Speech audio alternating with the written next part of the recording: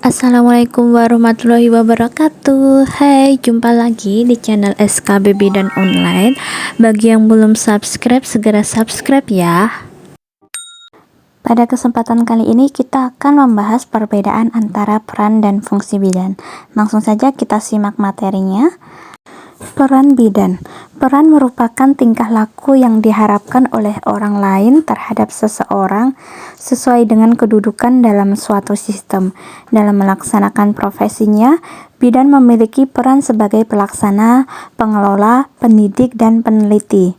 Peran sebagai pelaksana, bidan memiliki 3 kategori tugas, yaitu tugas mandiri, tugas kolaborasi, dan tugas ketergantungan.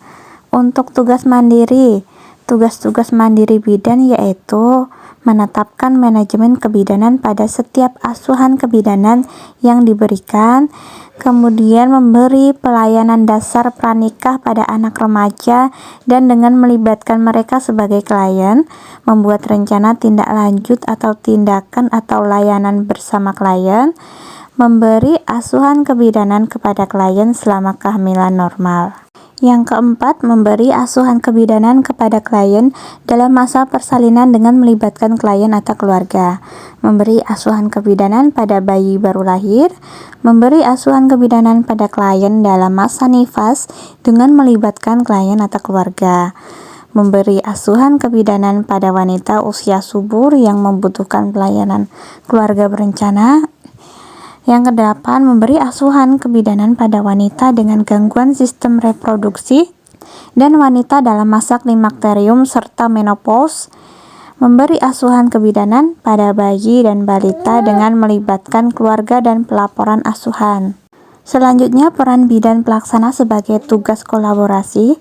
Jadi tugas-tugas kolaborasi atau kerjasama bidan yaitu menerapkan manajemen kebidanan pada setiap asuhan kebidanan sesuai fungsi kolaborasi dengan melibatkan klien dan keluarga.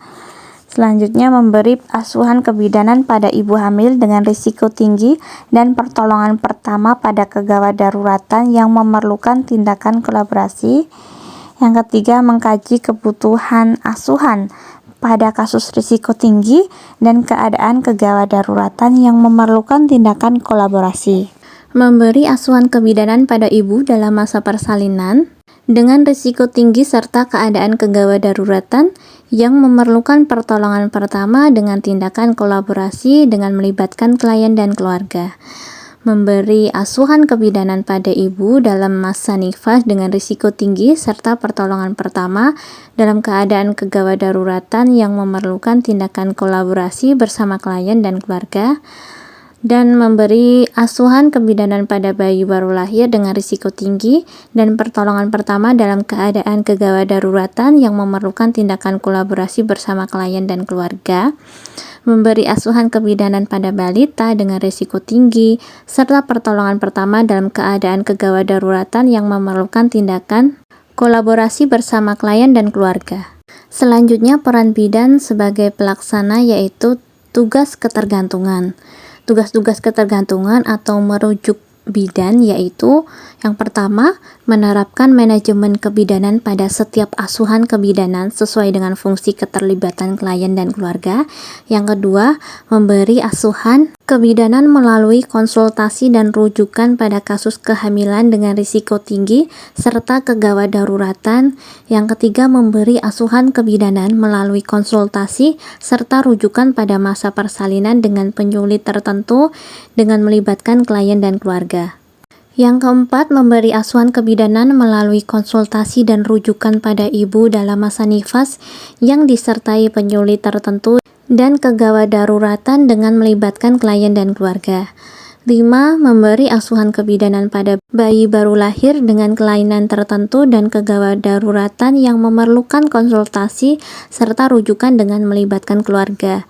6. Memberi asuhan kebidanan kepada anak balita dengan kelainan tertentu dan kegawat daruratan yang memerlukan konsultasi serta rujukan dengan melibatkan klien atau keluarga. Peran bidan sebagai pengelola. Sebagai pengelola, bidan memiliki 2 tugas, yaitu tugas pengembangan pelayanan dasar kesehatan dan tugas partisipasi dalam tim. Mengembangkan pelayanan dasar kesehatan, bidan bertugas mengembangkan pelayanan dasar kesehatan di wilayah kerja.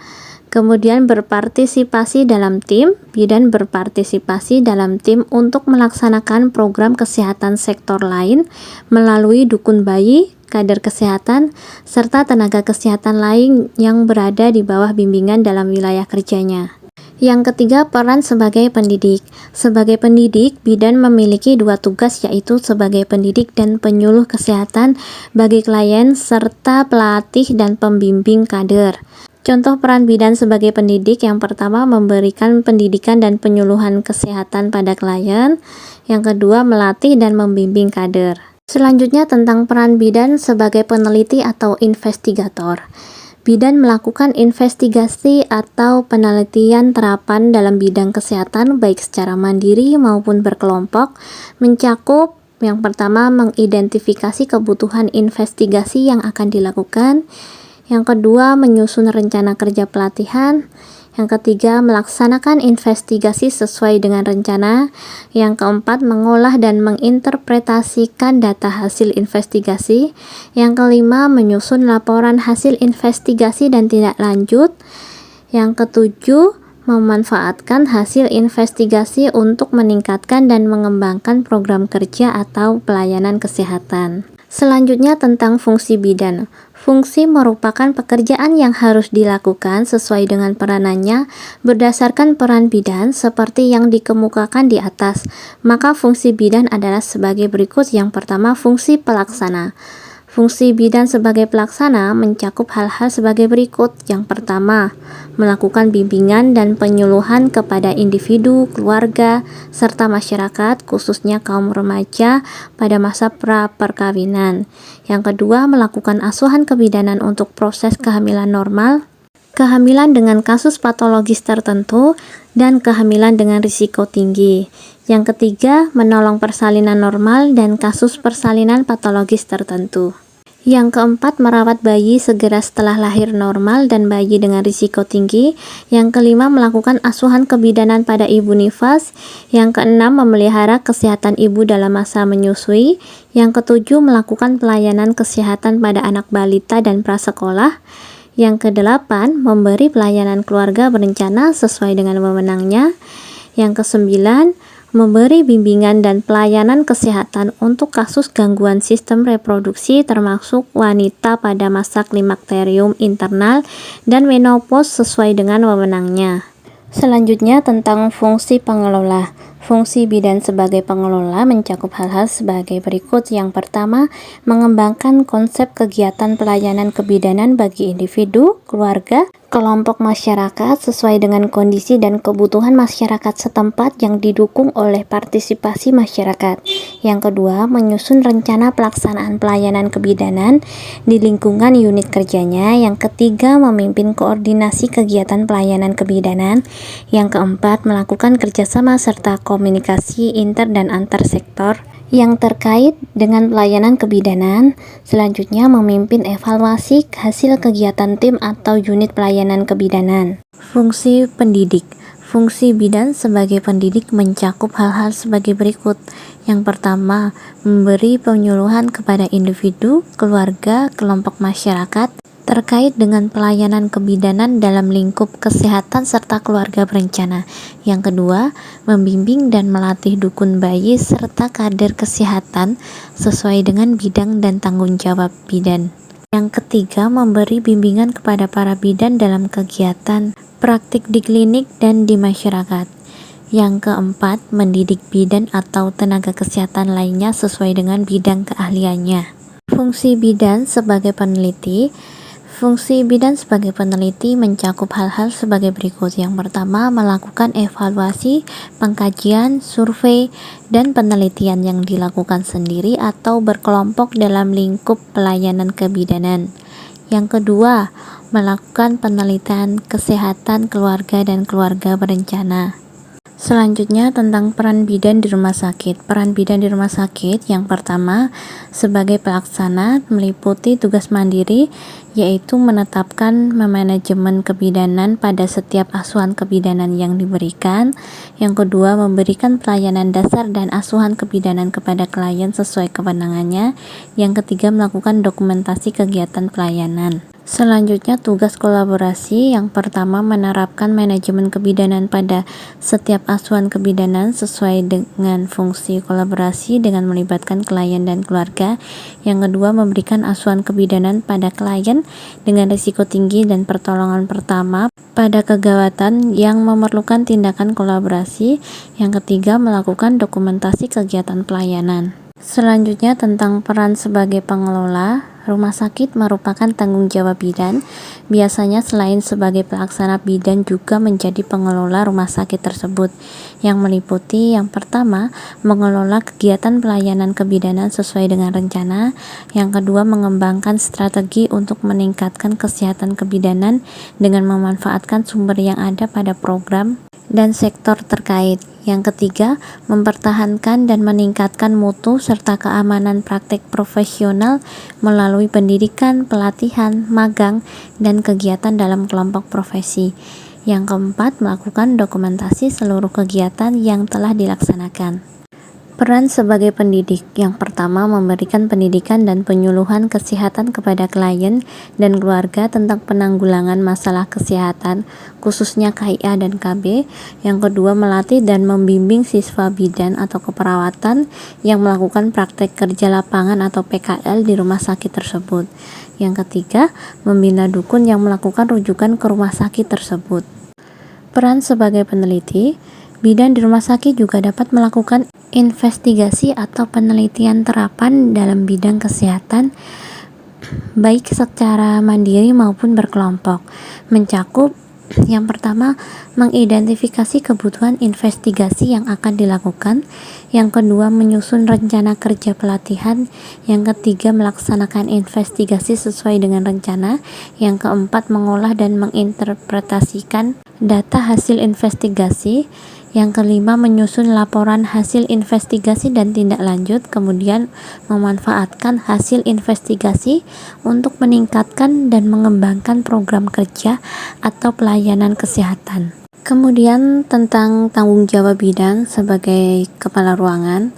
Petugas yang diberi tanggung jawab dan wewenang dalam mengatur serta mengendalikan kegiatan pelayanan keperawatan dan unit kerja ruang kenanga, contohnya, dan PKBRS atau pelayanan keluarga berencana rumah sakit. Uraian tugas: melaksanakan pengawasan terhadap disiplin petugas-petugas dalam lingkup ruang bersalin dan PKBRS.